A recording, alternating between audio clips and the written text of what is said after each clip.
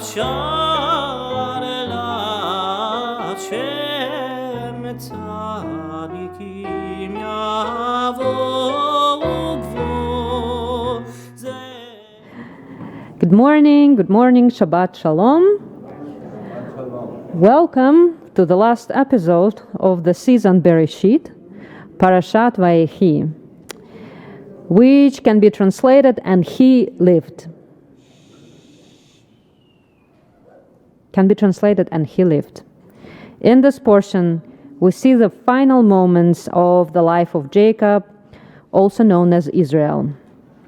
As he lay on his deathbed, Jacob gathered his sons together and gave them his final blessings. So why our portion, that is predominantly speaking about death, is called "and he lived"? This is not a unique case in the Torah. The portion called Hayei Sarah, life of Sarah, is also about the end of her life. And many of our commentators, they pay significant attention to this very first line, "and he lived." As we read these words, we are reminded of the inevitability of death. No matter who we are or what we do, the time will come when our earthly lives come to an end. And this can be a difficult and unsettling thought, but it is also an opportunity to reflect on the value and purpose of our lives. What have we accomplished during our time on earth? What have we done to make the world a better place? What have we done to fulfill our potential and live up to our own unique purpose and calling? These are important questions to consider at any stage of our life. Therefore, Jacob lived is calling to us to reflect on the meaning of life and to tell us that life is actually more important than afterlife. In our tradition, little attention is given to the destiny of the human soul after the death. We don't really have a developed concept of what is happening to us after we pass away.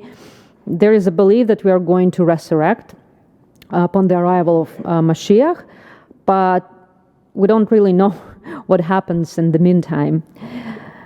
It is not a question that really bothers our sages, because our religion is very much focused on the life that is given to us today, as if to say, do not worry about what happens after your death, worry about what is happening to you while you're alive. Not to say worry, just like pay attention. Death is not an easy subject to talk about, and some of you may think that it's not a topic for Shabbat because it's sad and triggering, yet our Torah portion is all about it. There are only 3 events in this parsha. Jacob blesses his children and grandchildren, Jacob dies, and then Joseph dies. So for me, I felt like there was no other choice but to talk about it. And this is the subject that was calling to me. Last week, when we discussed forgiveness, many of you then said that you enjoy when I deliver a sermon that speaks from my heart. Thank you so much. I will tell you a secret. I always speak from my heart. Even, for better or for worse, even though it does bring trouble sometimes. Every sermon, every Dvar Torah is connected to something that is deeply meaningful to me, even if it's not very apparent. I might talk about sages and various commentaries, ancient and medieval, but they always carry a deep and personal meaning to me. Even if you cannot see it, writing a sermon requires real inspiration, and it takes a lot of time. And more often than not, I hide myself in it. For one, I don't want to talk about myself every sermon. And the second, the subjects that are important to me might not be that important to you, or they may cause even discomfort or pain, or, possibly you can get very depressed if I talk about myself all the time. Like the topic of death. But today's parsha is Vayehi, and I feel some liberty to talk about it. This topic, death, was not something that really interested me always. I started when COVID broke out, and I lost my loved ones, and I worked with people who lost their loved ones and who experienced such loss. And then obviously the war. And this is really the third reason why I avoid direct disclosing my personal opinion in sermons, because if I do that, all I speak about will be war. But again, that's the reality. So let me speak about it today. This week, I video chatted with my friend from Kiev, and I said to him, every time we do this video call, I look at you and I try to capture your face and your smile and your jokes and all expressions of your face, capture it really in my mind, because maybe this is our last call. Maybe I will never see you again. And he said, yeah, true. Maybe that's our last call. And that's it. We just accept reality and we do our best to live no matter what the next day will bring.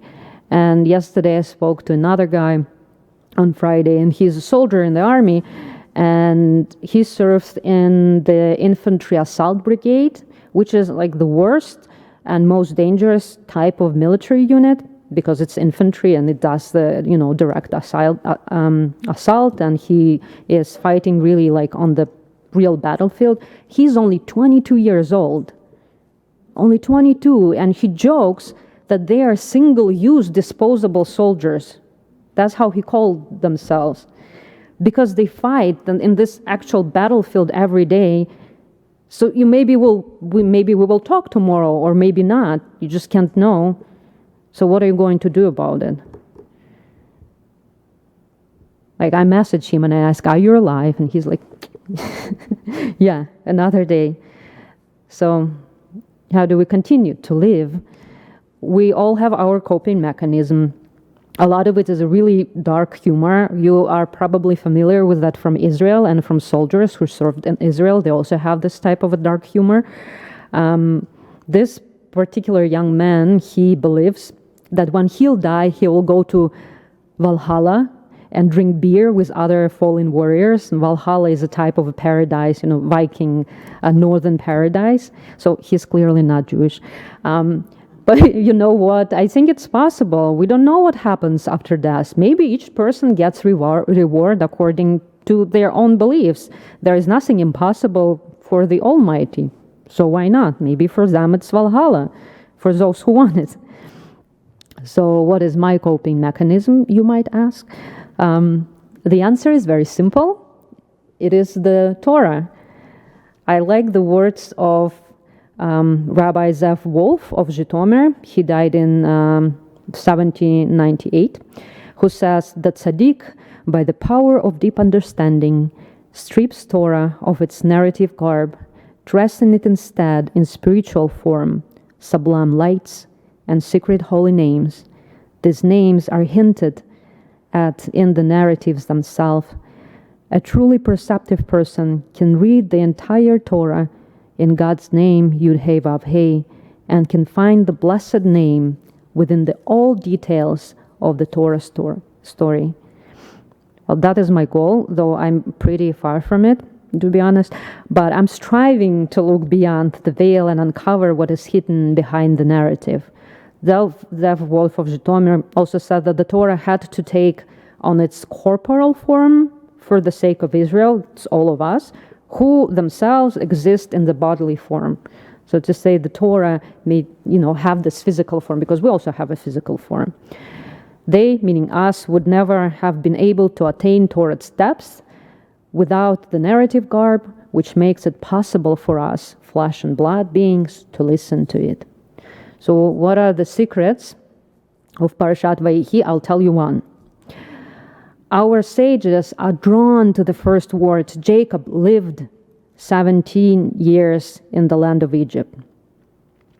Well, there's nothing special really in this line, just the fact, Jacob settled in Egypt with his son after the miraculous reappearance of Joseph. It's just a factual information. There's nothing really that interesting in it. But Zohar, the masterpiece of Kabbalah says that profound mysteries are contained in these words. The word lived was never applied to Jacob before. Before he settled or he traveled, he dwelled, he never lived, as if he only lived in Egypt. So isn't that weird? The Egypt is galut, it is exile, it's not holy land, so why did he live there? And it has to do something with the final prophecy of Jacob. The blessing that Jacob gave to his children are believed to have had a significant impact on their future. This is not just a blessing. It foreshadows, it tells us what's going to happen. For example, Jacob's blessing to his son Judah speaks to his leadership and strengths. The blessing to his son Joseph speaks to his future as a provider and protector of the family. Some even say that Jacob's blessings foresee the future of the territories of Israel. For example, his blessing to God speaks to his future role as a warrior and defender of the people. And the tribe of Gad was indeed eventually allocated land on the eastern side of the Jordan River, which was seen as a strategically important location for the defense of the Israelite territories. So what does this prophecy has to do with life? We will read in the Torah later that God will say, "For no man shall see me and live."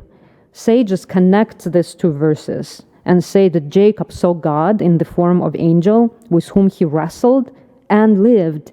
Hence he lived in Egypt, and there before he died, he was about to receive the perfect prophecy. It was an excellent prophecy, the like of which was never prophesied before, says Zohar. And Jacob wanted to reveal this prophecy to his sons, but in the last moment, God's presence departed from him. Why did it happen? Because the problem is that this powerful teaching would overwhelm the free will that was given to his children. If they knew everything in advance, there would be not even an illusion of free will. As Zev Wolf of Zhytomyr says, each of us has to come upon understanding, each at own pace, and with own level of awareness, and with intense devotion to God. Without this, our existence as a part of creation has no meaning. What good is it then if a great sage comes along and tell us each our own secret, that which we were supposed to discover of our free will? And all this philosophical wisdom is hidden just in the words, "And Jacob lived in Egypt." Imagine how much more we can find in the rest of the Torah. Yes, it would be easier for me to know the future and who is going to die and when, and will I speak to my friends tomorrow. But I'm reminded by the words, "And Jacob lived," that I have my own free will and I live. In truth, I believe that not only I should try to capture the faces of my friends in my memory in case they will die tomorrow, but also all of us should do it. Cherish and enjoy the lives of our loved ones every day of our lives.